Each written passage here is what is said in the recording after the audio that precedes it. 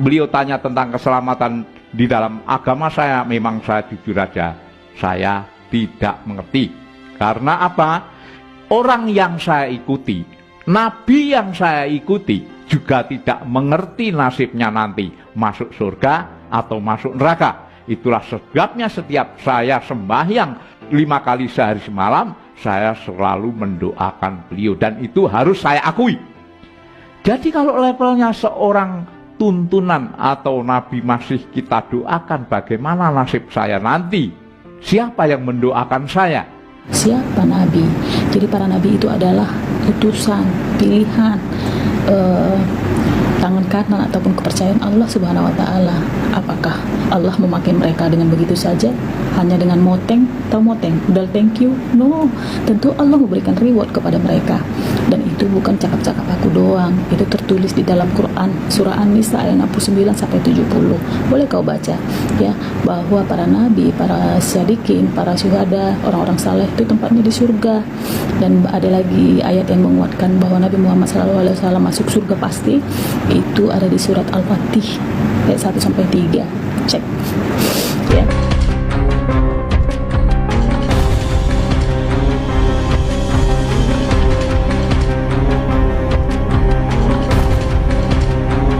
Assalamualaikum warahmatullahi wabarakatuh.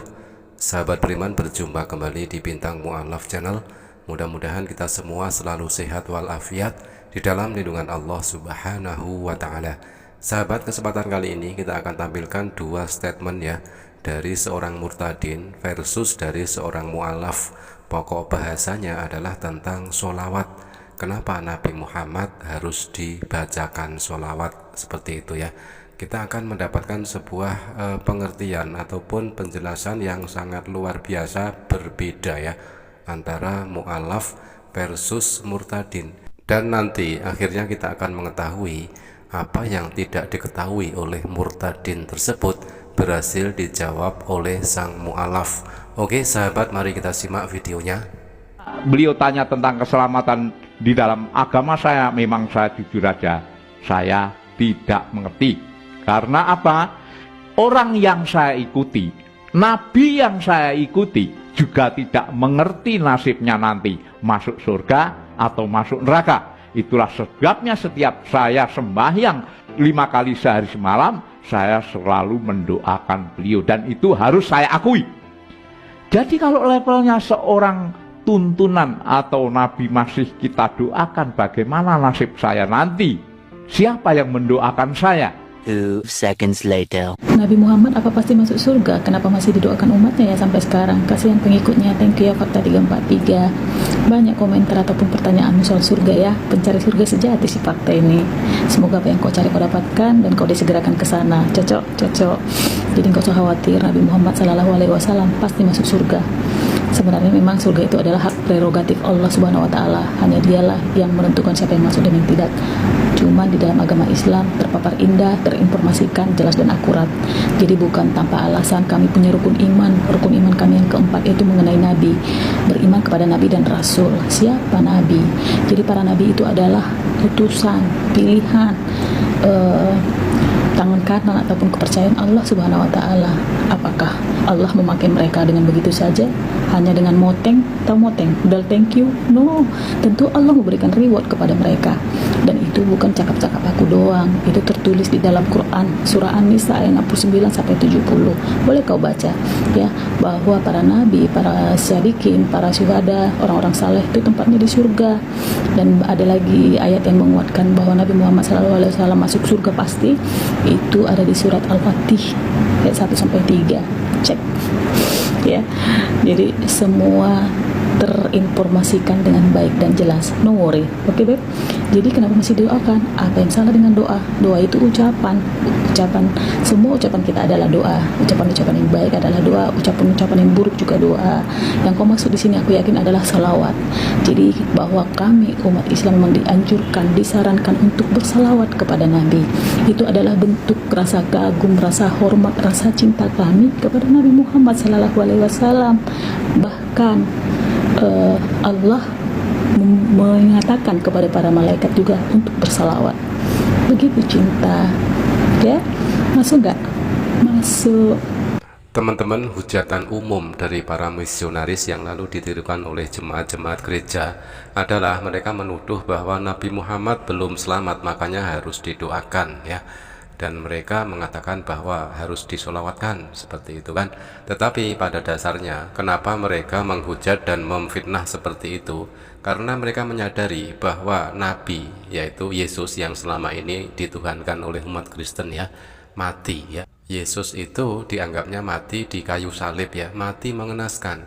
Dan sebelum mati di kayu salib, Yesus itu diludahi, diseret, diinjak-injak oleh tentara Romawi. Nah, itu adalah sebuah kejadian yang sangat mengenaskan yang menimpa dalam tanda kutip Tuhan mereka. Tetapi disitulah kebanggaan mereka, katanya Yesus mati untuk menebus dosa mereka, padahal Yesus mati mengenaskan ya. Lalu mereka berbalik arah memfitnah Nabi Muhammad tidak selamat. Itu adalah hanya pamer kebodohan dari para misionaris yang lalu ditirukan oleh para jemaatnya dan para murtadin-murtadin tersebut.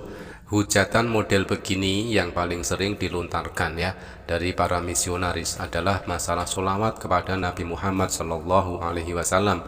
Ini adalah sebuah hujatan klasik yang muncul dari mereka yang kurang mempunyai pemahaman dalam bahasa Arab khususnya dan ilmu Al-Quran pada umumnya. Padahal di dalam ilmu tafsir yang disebut dengan bersolawat itu maknanya banyak, tidak terbatas kepada doa semata. Karena itu di dalam Al-Quran kita menemukan adanya ayat yang menceritakan bahwa Allah Subhanahu wa Ta'ala dan para malaikatnya bersolawat kepada Nabi Muhammad Sallallahu Alaihi Wasallam, dan untuk itu umatnya pun diperintahkan untuk bersolawat kepada Nabi Muhammad Sallallahu Alaihi Wasallam. A'udzu billahi minasyaitonir rajim. Bismillahirrahmanirrahim. Innallaha wa malaikatahu yusholluna 'alan nabi ya ayyuhalladzina amanu shollu 'alaihi wa sallimu taslima. Sesungguhnya Allah dan malaikat-malaikatnya bersolawat untuk Nabi. Hai orang-orang yang beriman, bersolawatlah kamu untuk Nabi dan ucapkanlah salam penghormatan kepadanya. Ada di dalam Quran surat Al-Ahzab ayat 56. Dan apa maksud Allah Subhanahu wa Ta'ala bersolawat kepada Nabi Muhammad Sallallahu Alaihi Wasallam? Apakah maknanya Allah berdoa kepada Nabi Muhammad? Tentu saja bukan. Mana mungkin Allah berdoa kepada Nabi ciptaannya sendiri? Tentu salah besar bila bersolawat di dalam ayat ini dimaknai dengan Allah berdoa. Yang dimaksud dengan Allah Subhanahu wa Ta'ala bersolawat kepada Nabi adalah bahwa Allah Subhanahu wa Ta'ala memberinya rahmat, dan rahmat itu adalah kasih sayang yang selalu mendampingi beliau. Sedangkan makna para malaikat bersolawat kepada Nabi adalah memintakan ampunan, meskipun yang dimintai ampunan sudah tidak mempunyai dosa, lantaran para nabi adalah orang-orang yang maksum. Dan hal ini tidak perlu dipertanyakan, sebab Rasulullah Shallallahu Alaihi Wasallam sendiri setiap hari meminta ampun kepada Allah Subhanahu wa Ta'ala 100 kali. Ketika para sahabat menanyakan, beliau hanya menjawab, tidak bolehkah aku menjadi hamba yang bersyukur? Sedangkan bila solawat itu dari orang mukmin, maka maknanya adalah doa supaya beliau diberi rahmat dan kasih sayang. Dan mendoakan seorang nabi tidak salah, karena salam yang kita sampaikan kepada orang yang bertemu dengan kita pun maknanya adalah doa. Kalimat Assalamualaikum warahmatullahi wabarakatuh maknanya adalah semoga keselamatan terlimpah atasmu serta rahmat dan berkahnya. Buat orang Islam, saling mendoakan satu sama lain adalah hal yang biasa dan telah menjadi syiar agama, termasuk memberi salam kepada Rasulullah Shallallahu Alaihi Wasallam dan bersolawat kepadanya. Kalau kita mendoakan keselamatan dan kepada seseorang, bukan berarti kita meyakini bahwa dirinya ada dalam ketidakselamatan. Doa keselamatan itu sama saja bila kita menyapa teman dengan mengatakan semoga Anda sekeluarga dalam keadaan sehat walafiat. Apakah bila kita menyapa demikian berarti teman kita itu sekeluarga sedang dirawat di rumah sakit? Tentu saja tidak, karena salam dan sholawat itu sifatnya syiar yang hidup di tengah sesama kita. Dan mendoakan keselamatan tidak berarti yang kita salami itu sedang sakit, tidak bisa bangun. Maka fitnahan basi yang agak konyol ini sesungguhnya tidak perlu memusingkan kita, sebab yang bertanya ataupun yang memfitnah kurang memahami hakikat salam dan sholawat di dalam pergaulan umat Islam. Jadi banyak hal yang kurang masuk di logika mereka, makanya mereka selalu menghujat dan memfitnah Nabi Muhammad SAW.